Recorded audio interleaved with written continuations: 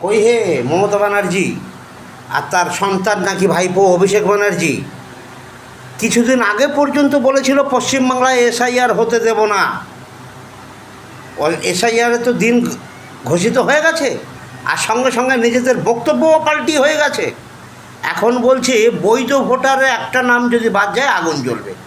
আরে বাবা, এসআইআর করা হচ্ছে বৈধ ভোটার থাকার জন্য, বাদ যাওয়ার জন্য নয়। এই মমতা ব্যানার্জি যখন আধার কার্ড করার কথা বলেছিল কেন্দ্রীয় সরকার, এই মাইকে ঘোষণা করেছিল আমরা কেউ কাগজ দেখাবো না, কিচ্ছু দেবো না, এরা আমাদের সব নথি নিয়ে নিচ্ছে।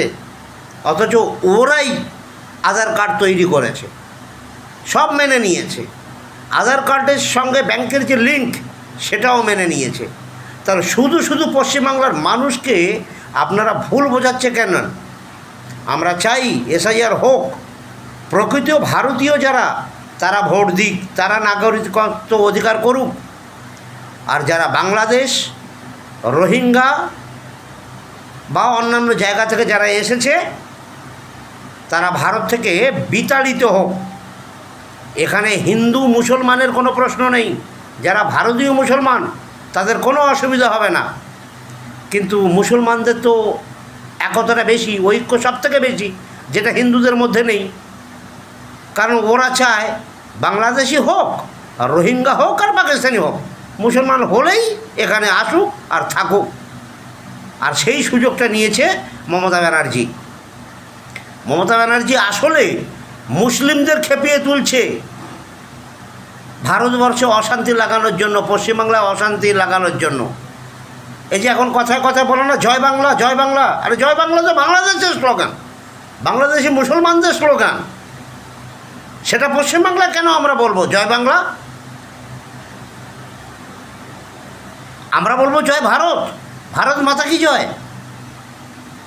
এরা কিন্তু এই কথাটা কখনো বলেনি, বলবে না, তাহলে ওরা রাজনীতিতে থাকতে পারবে না।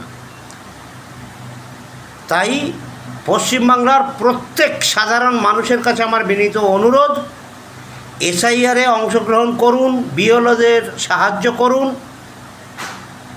অবৈধ বাংলাদেশি, রোহিঙ্গা, মুসলিম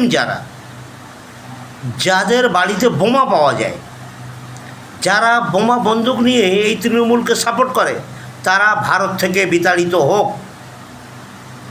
অভিষেক বন্দ্যোপাধ্যায়, আপনি একটা ডেট করুন, সেই ডেটে আমি কলকাতায় আসছি। আমি তো মুম্বাইয়ে থাকি।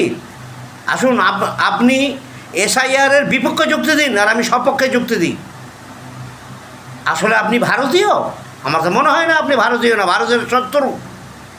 মমতা ব্যানার্জি ভারতের শত্রু, অভিষেক ব্যানার্জি ভারতের শত্রু। ভারতীয়দের মধ্যে, বিশেষ করে বাঙালি, হিন্দু এবং মুসলমানদের মধ্যে বিভাজন করে দিচ্ছে এই দুজন আর তাদের সাঙ্গপাঙ্গ যারা আছে। ওয়াকফ সম্পত্তি সব থেকে বেশি দখল করে যে আছে ফিরহাদ হাকিম, তারা উস্কানি দিচ্ছে যে সাধারণ মানুষ, সাধারণ মুসলিম তারা যাতে উত্তেজিত হয়। অথচ ওই মুসলিমদের ওয়াকফ সম্পত্তি সব থেকে বেশি দখল করে আছে ফিরহাদ হাকিম।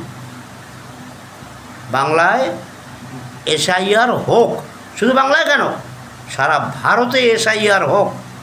আমরা চাই প্রকৃত ভারতীয় আমরা যেন খাদ্যের, কর্মের, বাসস্থানের অধিকারী পাই। এই সমস্ত যেন কোনো বিদেশি এসে ভাগ বসাতে না পারে।